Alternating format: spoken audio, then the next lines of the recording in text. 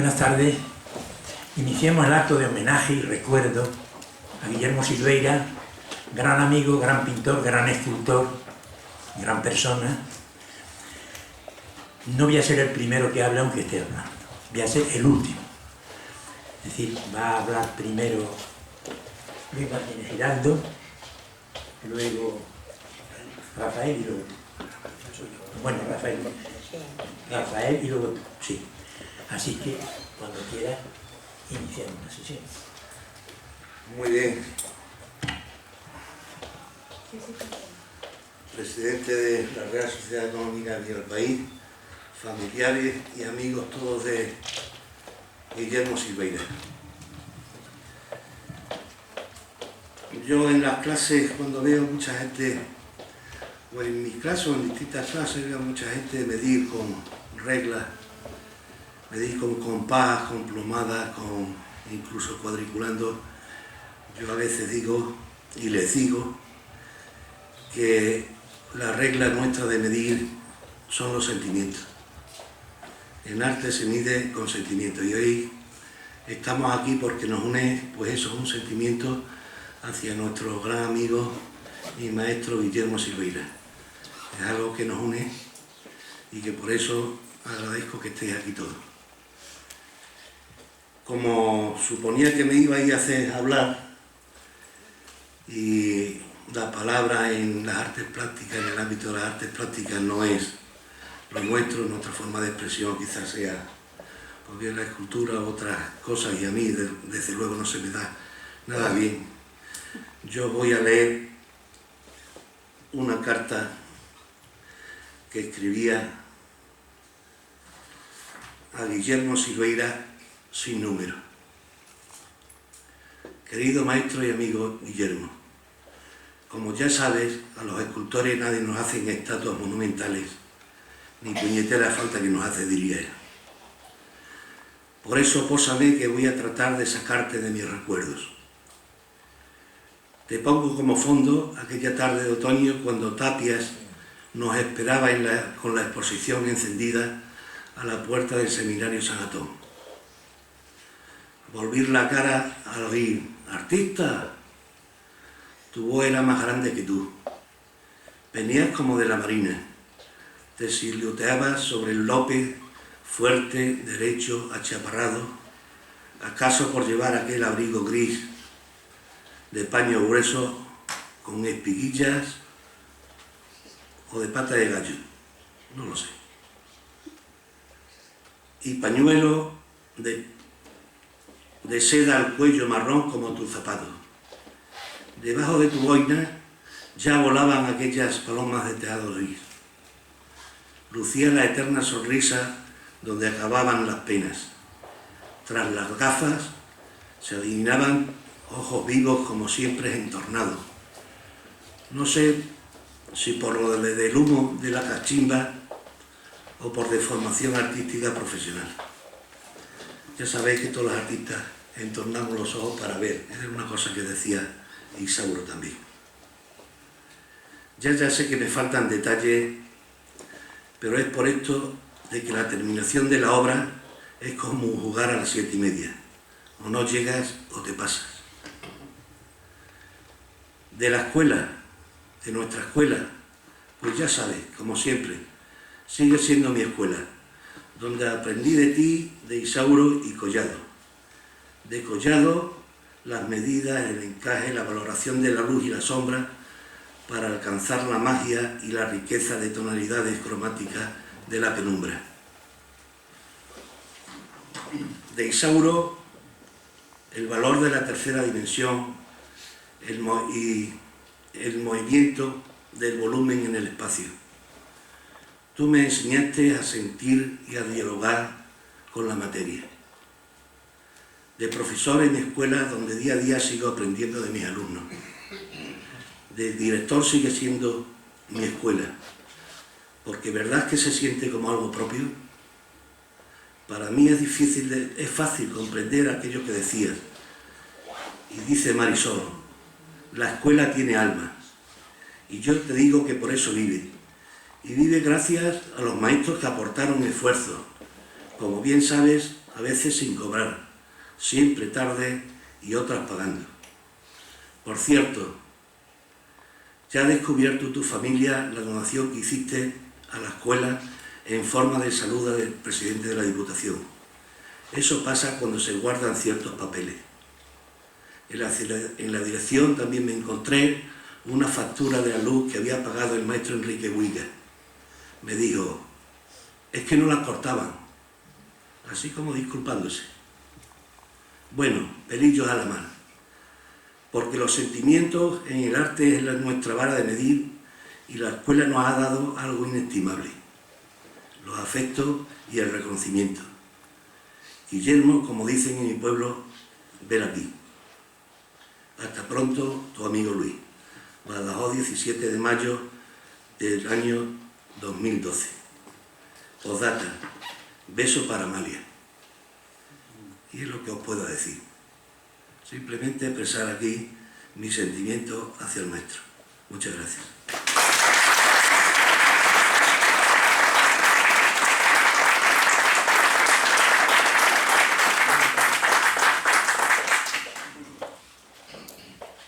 Gracias, don Francisco. Buenas tardes. En primer lugar, como alumno y amigo de Guillermo Silveira y de forma particular, dar las gracias a esta casa y a usted como presidente por acoger este acto en el que homenajeamos y recordamos al maestro Guillermo. Muchas gracias. Me solicitan los hijos de Guillermo Silveira que acuda a esta mesa para hablar de su padre como alumno suyo que fui. Atiendo gustoso porque no me resulta difícil hablar y agradecer al maestro. Con brevedad, con papeles, que son el reloj de los discursos, y aunque de casi todo hace ya mucho tiempo, como ya está dicho, recuerdo a Guillermo como una persona vital, y así trabajaba y enseñaba. Su empeño era que aprendiéramos el oficio, las labores de taller, como él decía. Ese aprendizaje pasaba por trabajar modelando manos, pies, caras y, en fin, copiar los modelos que aún estarán en la escuela que hoy dirige mi amigo Luis. Aprendimos a modelar, a moldear y reproducir, a tratar y utilizar la escayola, la piedra artificial, el esparto y, en fin, a conocer el oficio, como antes decía. Se empeñaba y hacía hincapié en que no nos deberíamos quedar ahí. De aquello, de lo figurativo, de lo real, de lo que ya estaba hecho, había que transformarlo, aportarle algo, presentar aquello de otra manera, y eso sí sería una obra de arte. A quienes como yo estábamos de acuerdo con ese planteamiento, nos lo puso muy difícil. El maestro hablaba del proceso creativo, y crear o producir algo nuevo por distinto no es algo fácil ni se produce con frecuencia. Planteado así, y admitiendo la dificultad de crear, nos decía que era imprescindible tener información.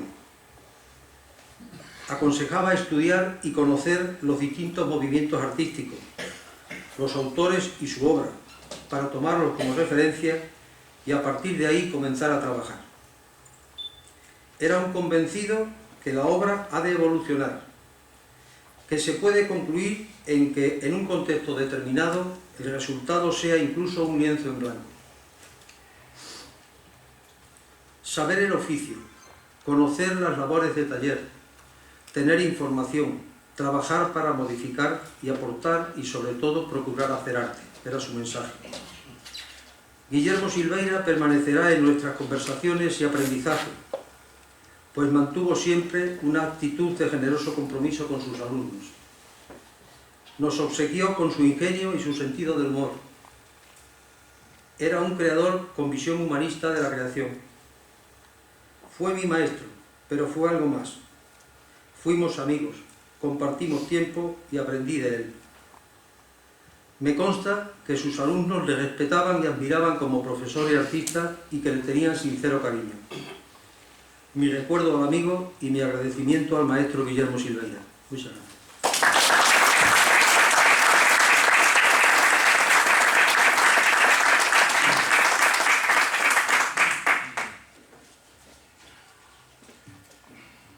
Muy bien, yo soy el único de la mesa que no ha conocido a Guillermo personalmente, pero he estudiado tanto su obra realmente, he tenido tantos documentos suyos, manuscritos, obras, en mis manos, que realmente es como si lo hubiera conocido.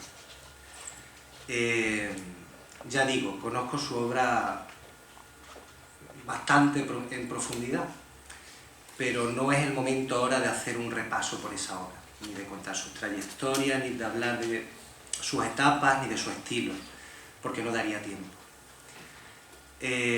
Mucho menos hacer un análisis o intentar una síntesis ahora mismo de esa obra, porque sería muy complejo. Lo que sí me gustaría es poner encima de la mesa un conato precisamente de eso, de un análisis de su obra que está pendiente de hacer. Ahora mismo hay muchísima documentación sobre él. Se le hizo en el 2009 una exposición bastante amplia, con un catálogo crítico muy completo.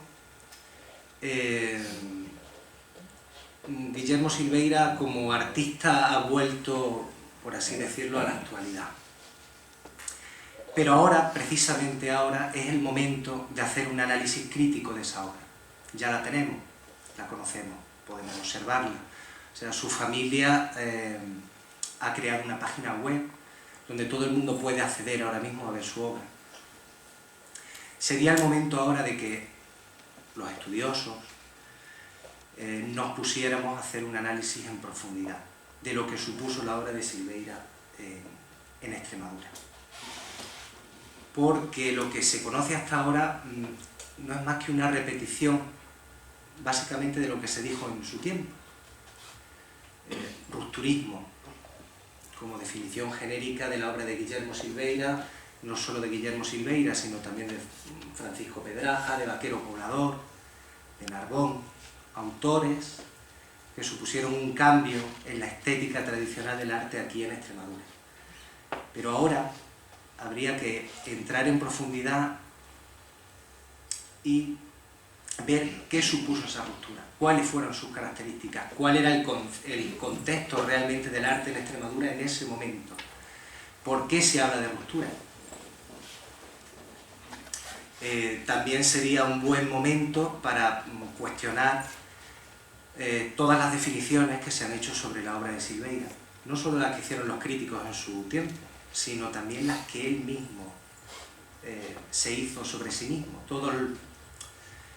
Muchos artistas, la mayoría de las personas en general, tendemos a crearnos un personaje, a literaturizarnos, por así decirlo. Guillermo Silveira se sentía muy artista.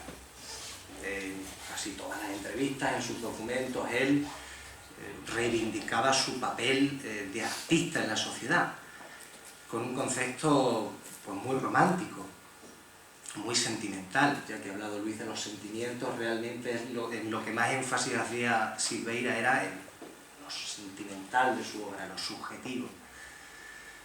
Muy bien, pues sería el momento de entrar en esa figura y deslindar lo que es meramente literario, lo que es autodefinición, la carcasa de conceptos de la que se ha rodeado esta figura, este hombre, esta persona, y ponerlo en limpio. Ver quién era realmente y qué significaba como pintor. Hasta ahora se le define como, y él se definía como pintor expresionista, ingenuista, primitivista, términos que hoy en día ya no se usan. Él se autodenominaba autodidacta. Yo que he estudiado su obra cuestionaría ese autodidactismo. Era autodidacta en el sentido de que no siguió una formación reglada al estilo de las escuelas de bellas artes, ¿no? Unos comienzos en las escuelas de arte y oficios, una continuación en las escuelas superiores. No, Silveira no hizo esa formación, pero sí tuvo una formación. Y por su obra se ve que es una formación muy sólida. Entonces, todos esos conceptos que hemos venido arrastrando se conservan. Es el momento ahora, sería el momento ahora de entrar en profundidad. O sea, realmente eso es lo que vengo a decir. Ya está todo el material, ya está la figura ante nosotros, ya hay un hueco, incluso en internet, donde antes las referencias a Silveiras apenas existían. Pues sería el momento ahora de clarificar qué significó como pintor, y no solo él, qué significó su generación en el contexto del arte extremeño, de los años 60, 70 y 80. Y eso es lo que tengo que decir. Y nada más. Muchas gracias.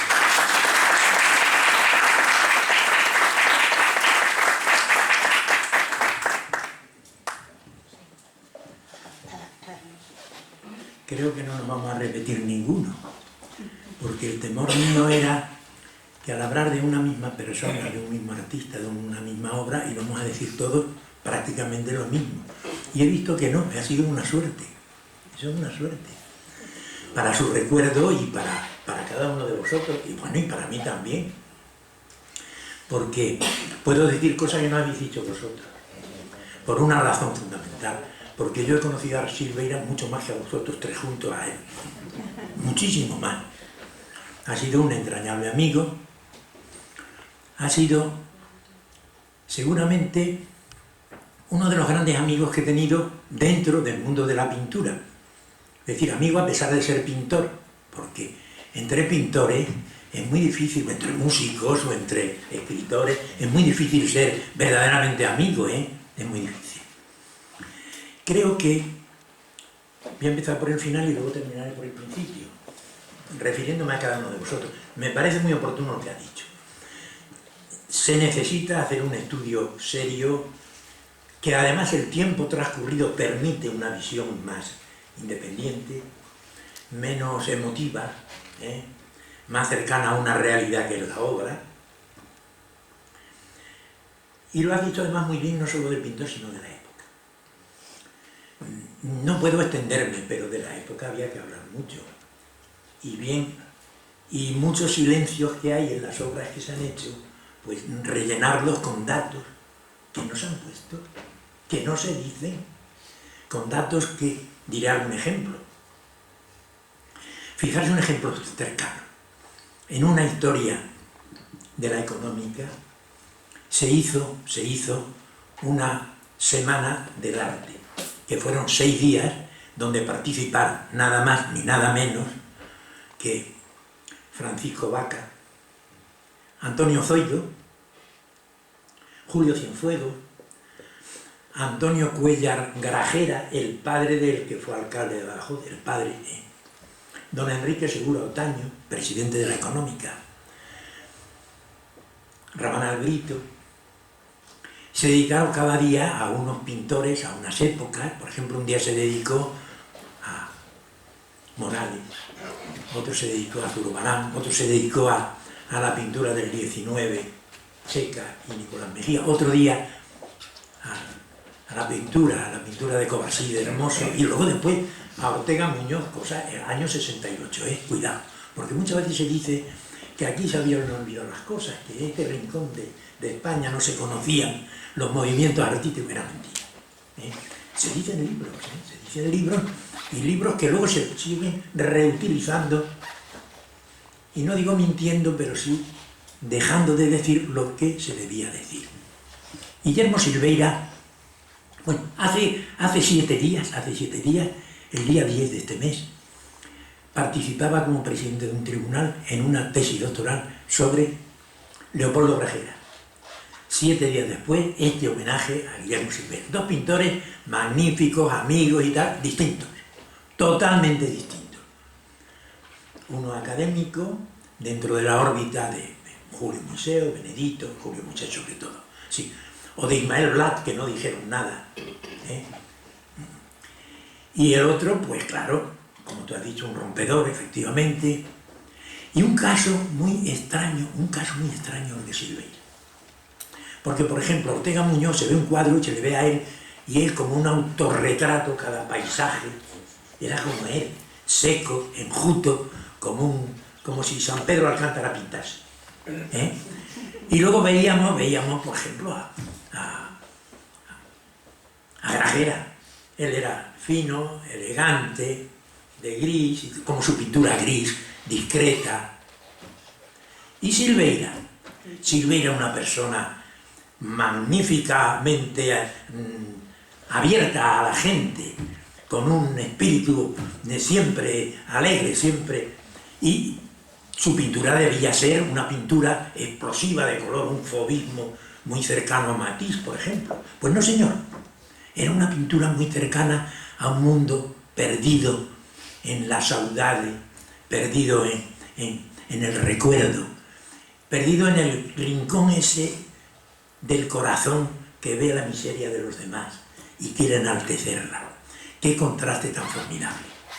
La cuerda rota del violín, amigo de la música. Sus cuadros son musicales, no por el tema, que tiene mucho con tema musical, sino porque es una música, pero una música honda, una música honda.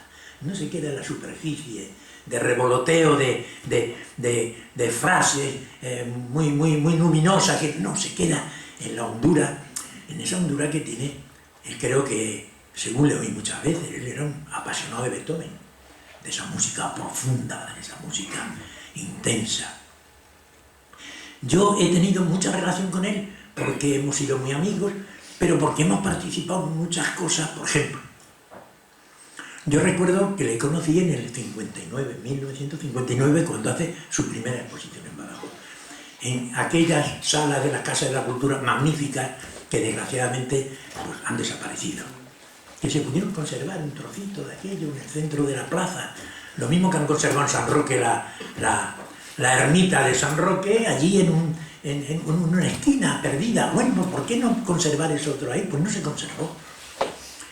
Aquí, cuando se descuida a uno, le cortan a uno el árbol centenario, el edificio multicentenario, y se quedan tan tranquilos. Tuvo, y me alegro que está aquí su hijo, tuvo un admirador grande en ese gran crítico de arte que fue Antonio Zoido. Antonio Zoido fue la persona quizás que más valoró públicamente, aparte de los amigos que podíamos hacerlo, pero él públicamente, en las críticas magníficas que le hizo, muy certeras, muy adecuadas. Claro, la visión ahora, si el mismo Zoido hubiese hecho una visión también novedosa en cuanto al paso del tiempo.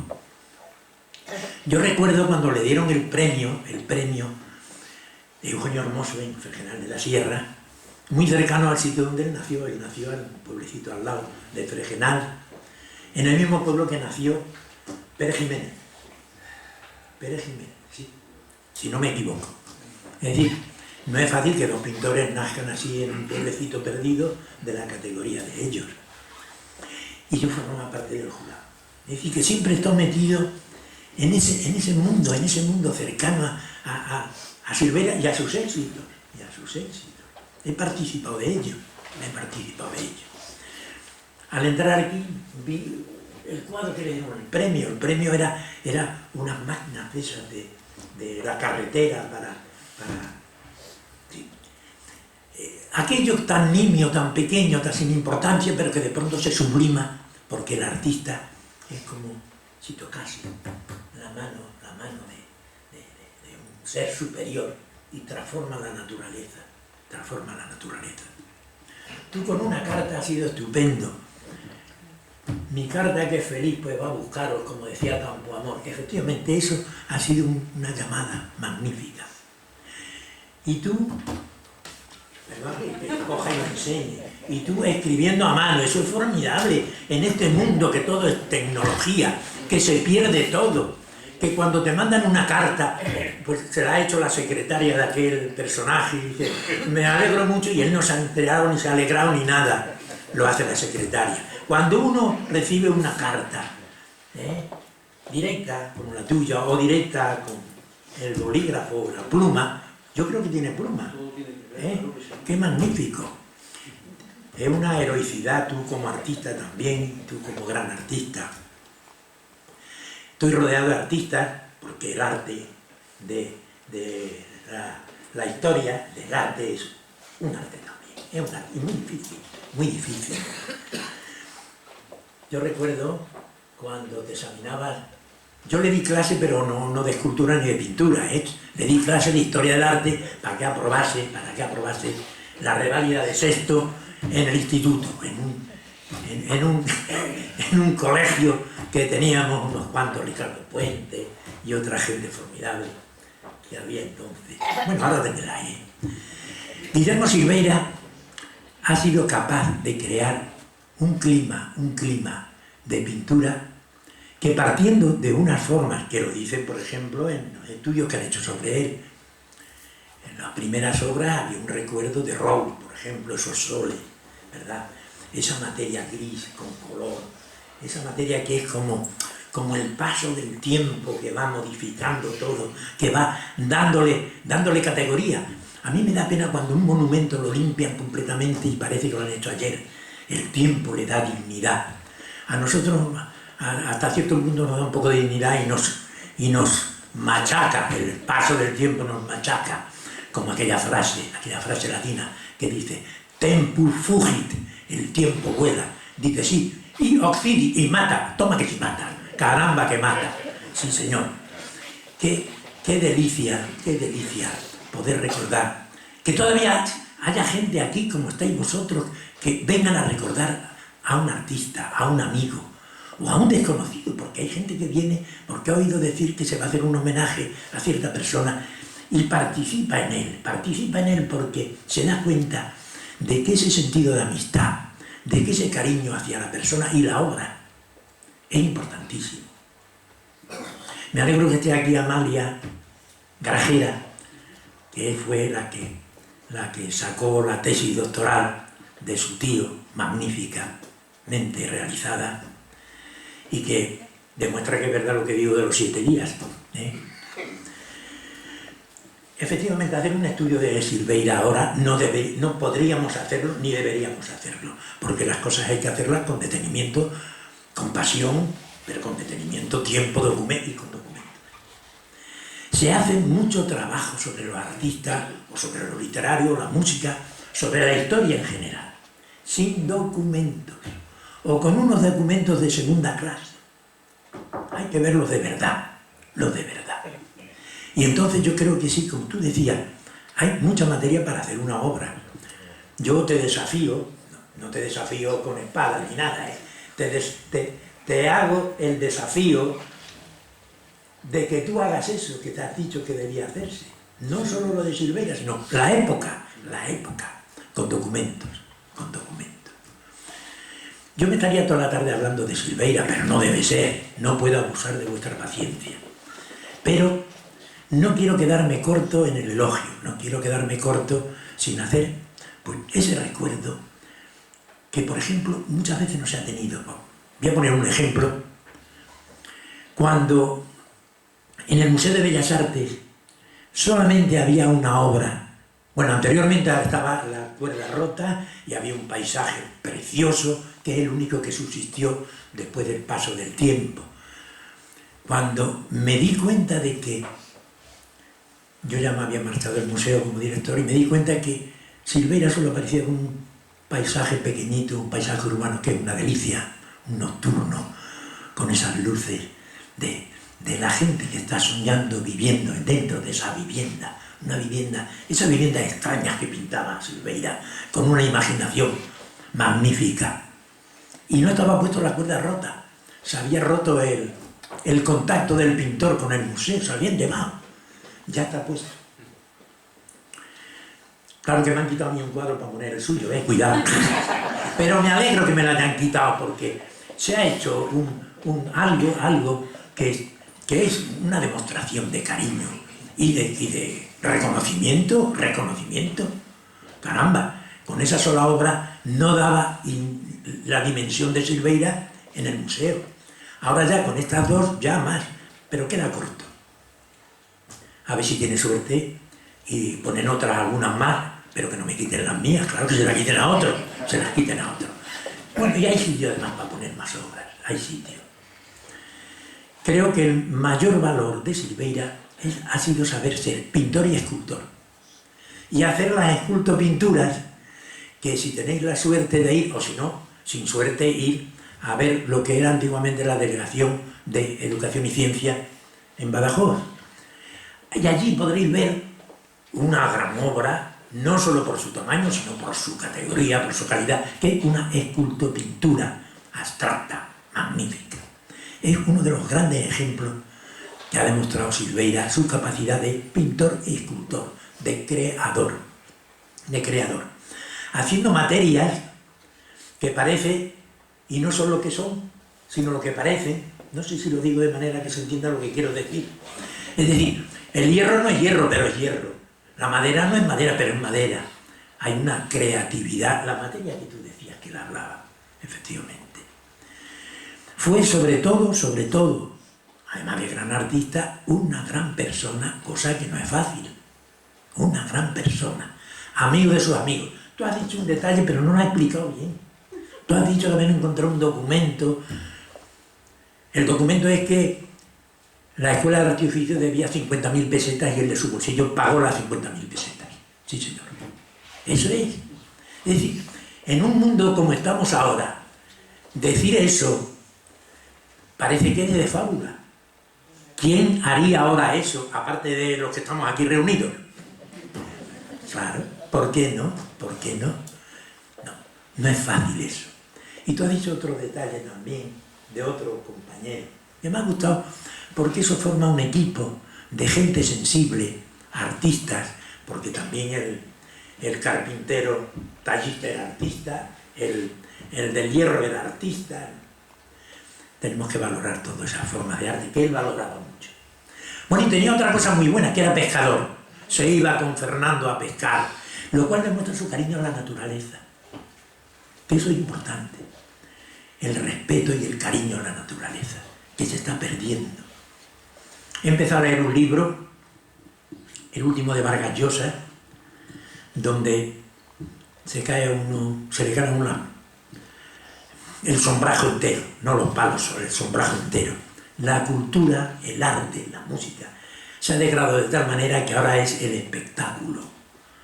A ver quién puede hacer una tontería más gorda que llame más la atención.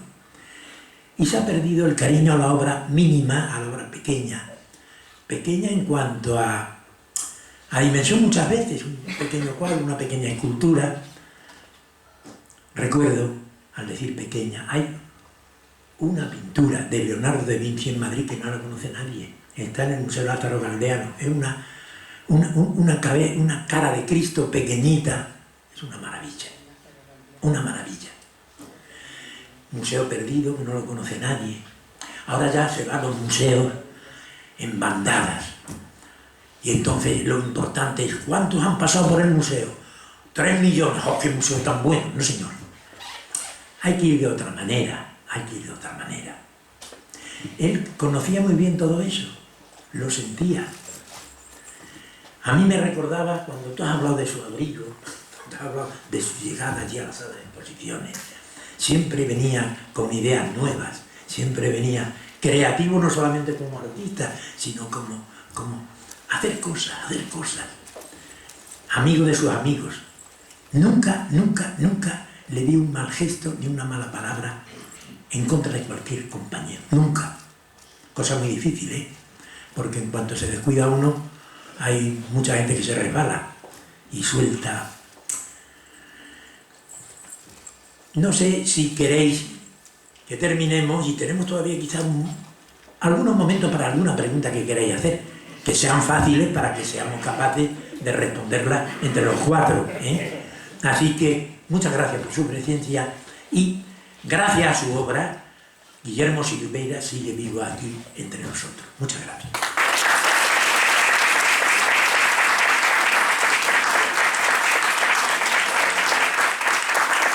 Si queréis preguntar algo, o vosotros también. ¿Os pregunto yo algo? Hablaba usted de la... No me hable de usted. Él está empeñado en hablarme de usted. Y yo decirle que me hable de tú. Bueno, pues no lo he conseguido.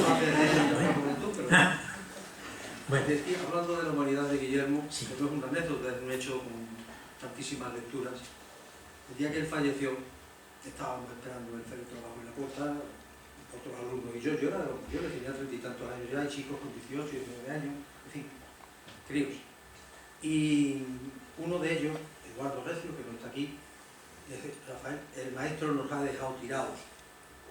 A mí aquello dicho con esa carga de pena, esa hondura de desazón, digo, hay que ver este hombre cómo ha calado en sus alumnos, cómo ha conseguido que un chiquillo, el 18, nos ha dejado tirados.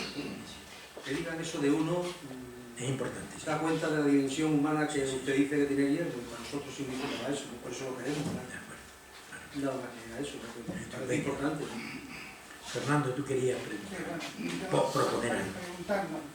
Yo es que no quiero dejar pasar esta oportunidad para hablar de una cocina que se lleva siempre en el corazón y que es la cara y la cruz de Guillermo Silveira. La cruz de Guillermo Silveira la representan tres hechos que voy a relatar.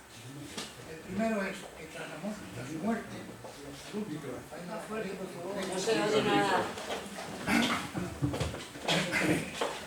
tras su muerte, los alumnos de la Escuela de Grado Covarsí, ellos Rafael, que fue uno de los cabecillas, tomaron la iniciativa de solicitar al ayuntamiento que le pusiera a una calle de la ciudad el nombre de Guillermo Silveira. Hicieron la petición, recogieron miles de firmas, la llevaron al ayuntamiento y la corporación municipal accedió a ello y aprovechando que había que poner nombre a las calles de una nueva urbanización que viene del Guadiana, pues a una de ellas la denominaron Guillermo Silveira, que coincidía que era donde está el colegio público Imperial.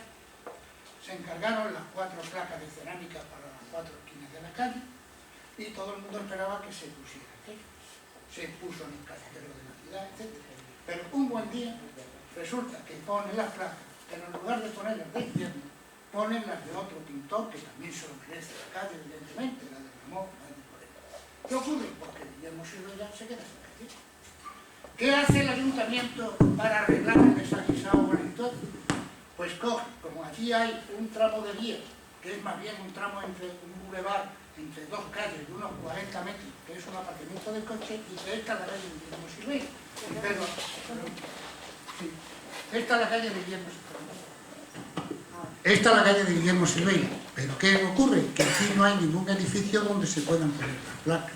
Allí no se puede poner absolutamente nada. Lo más cercano que está en la esquina es la parroquia de San Juan de Dios, pero esa está en la calle Antonio de Nebrija, no está en la calle Guillermo Silveira. Y hay un solar allí también pendiente de edificar, pero que está en la calle Teresa de Calcuta. Es decir, que Guillermo Silveira nunca tendrá calle más que en el plano irreal de internet y se acabó. Es decir, nada más.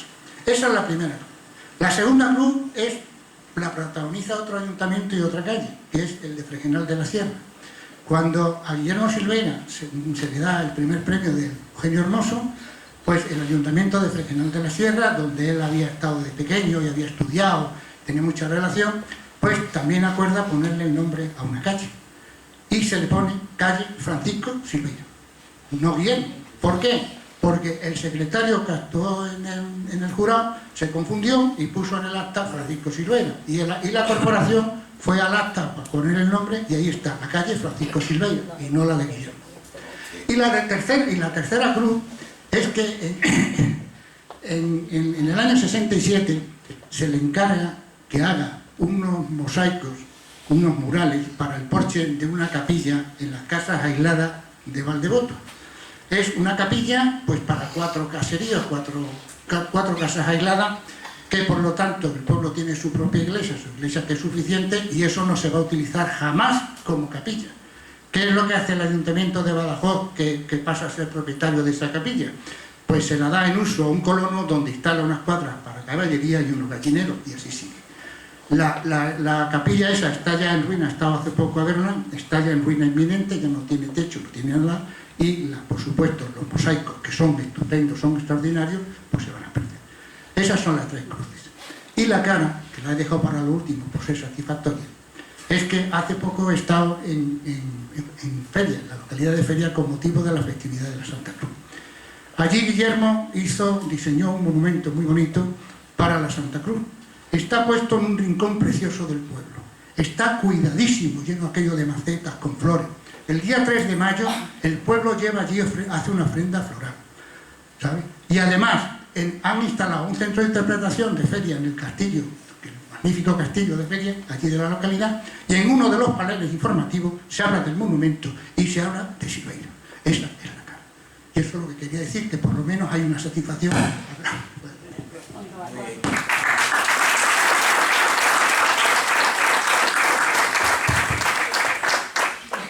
Querido Fernando, dentro de unos días vamos a tener una reunión de la directiva de la económica y propondré que se subsanen, bueno, que se subsanen no, propondré que se comunique al Ayuntamiento de Badajoz esas dos cosas que ha dicho y al de Fregenar también decírselo. No nos harán caso como ocurre casi siempre, pero por lo menos que podamos indignarnos como a algunos grupos que hay por ahí cuando no se hacen las cosas como se deben hacer.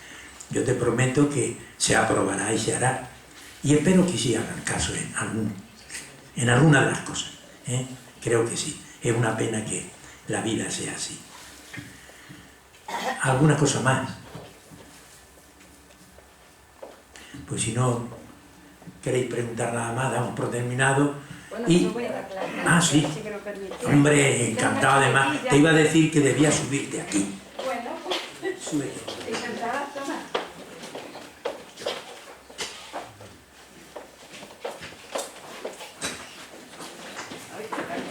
No, quitéis que le dejo en un sitio. No, todavía va a ser muy breve porque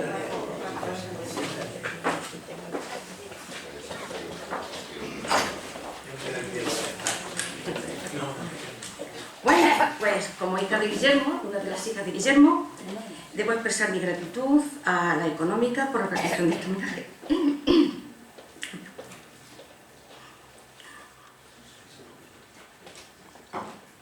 Y a Paco por haberlo presidido, entrañable amigo, y también a todos los que habéis intervenido, los desde la mesa o desde la sala, y a todos los asistentes. Es difícil ahora. O sea, os doy las gracias y el hecho de conoceros ha sido para mí emocionante.